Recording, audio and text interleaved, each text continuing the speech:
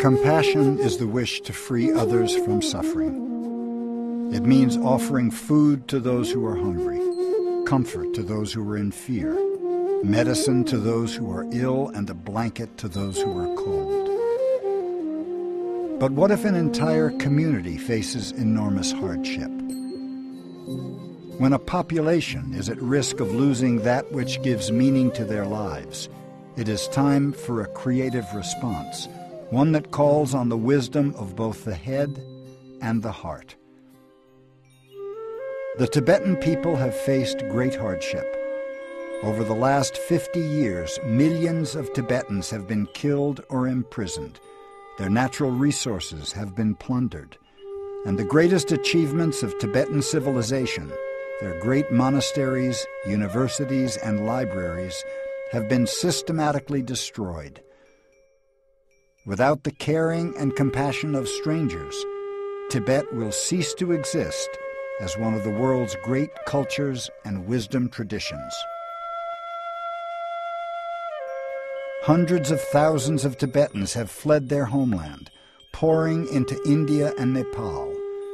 As they have made the treacherous journey over high mountain passes, many have carried precious books and religious treasures on their backs rather than food, despite the risk of starvation.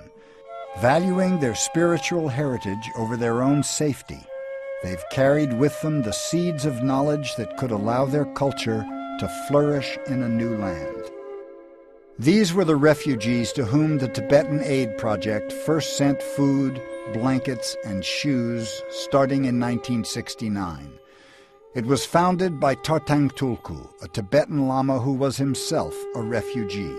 Knowing the value of Tibet's written heritage and the sacrifices that had been made to protect it, he also set up a printing press to help preserve the sacred texts for which so many had risked their lives. Thus began a large-scale preservation effort that would ultimately give new life to the fragile Tibetan heritage. The project was named Yeshe, which means Fields of Knowledge. After years spent locating and collecting the scattered texts of the Tibetan tradition, Yeshe reprinted the 108 volumes of the Kanjur, said to be the actual words of the Buddha, and the Tanjur, the commentaries by the great Indian Buddhist masters. This, the complete Tibetan Buddhist canon, was distributed to major libraries around the world to shelter it from future disasters. The printing was completed in 1981, yet it was only a very small part of a much wider vision.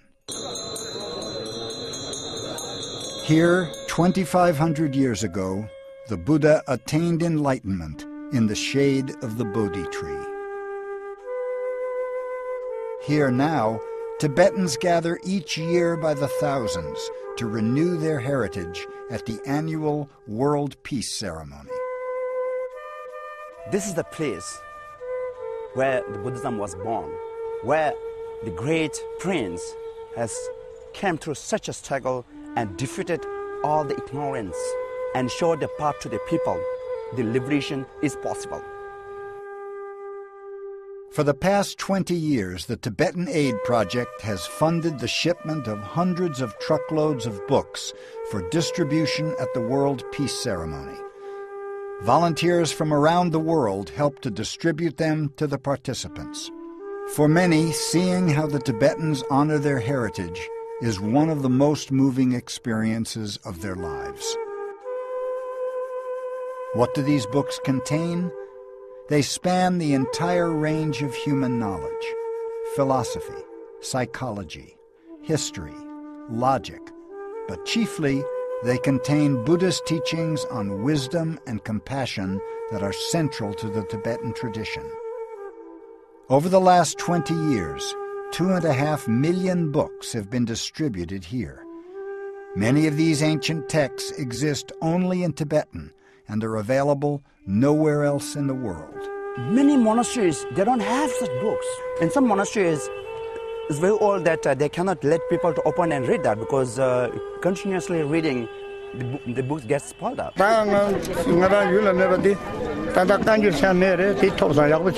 Especially we wanted to have kangyur. We do not have a kangyur before. 7-8 village together one kangyur, Which is very old, which is coming from Tibet. 300 years before. In villages throughout the Himalayas, teachers can now use these books to prepare lessons for their students. Possessing for the first time their own personal copies of key texts, nuns now have the opportunity to earn advanced degrees, a privilege once reserved for men only.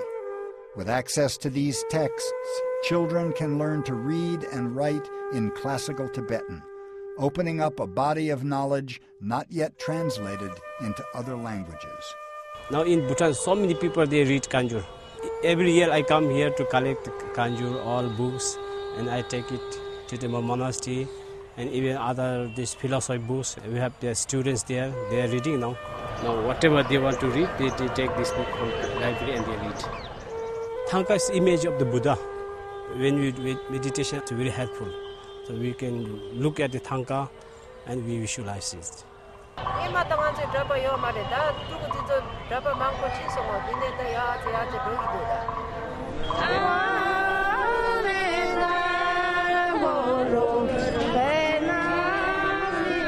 Offerings at the World Peace Ceremony include the distribution of books, art, and prayer wheels, the installation of bells and gardens, and the construction of a massive kitchen that will feed visitors as well as the poor and needy. But it is the ceremony itself that reveals the heart of the Tibetan tradition. It's a remarkable confluence that is taking place here. The Sangha coming together, the sacred texts of the Buddha being distributed here, prayers for world peace, 10,000 people coming together in prayer is exalting some of the finest qualities that we have as human beings. Even if our prayers for world peace aren't immediately answered, we're affirming the value of world peace. If we didn't affirm that, then it would never be possible.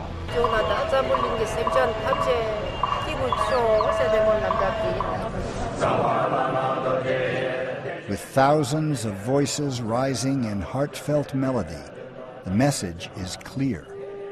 Caring for others allows us to move beyond our own hardships and grow beyond our limited concerns.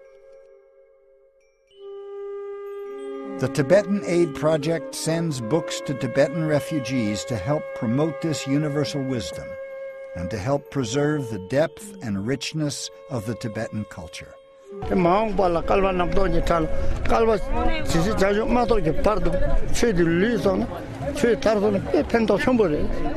Life isn't permanent. I don't know how long I will live. I'm just here talking to you just now. But in a moment I go away, in 5-10 minutes, I can be gone. Can't predict our life, sir. So when you leave, do something good. As individuals, we each contribute in our small way. But gathering together, we can build a dwelling for compassion in the world. Compassion that opens the heart for the benefit of the Tibetan people and for all humanity.